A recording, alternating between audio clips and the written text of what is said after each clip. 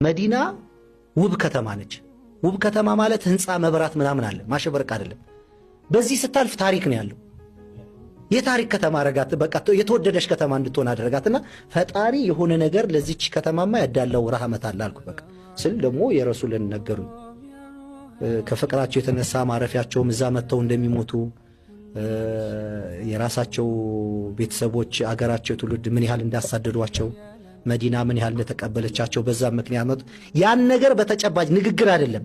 እነዛ ተአምራቶችን ያው ምን አደርጋለሁ እኛ አሁን አንዳንድ በመጽሐፍ ውስጥ የምታነባቸው ተአምራቶች በእጅ የማትጨብጣቸው ከሆነ ችግር ነው።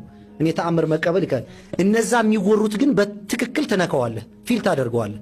የሚባለው ነገር መርቀዋታል፣ ዱዓ አድርገውላታል ሲባል ያ ውጤት ፊል ታደርገዋለህ፣ ትነካዋለህ። የሚኖር ነው ታየዋለህ። እና ከተማዋ ላይ ያለው እንትና እያንዳንዱ በደንብ መኪና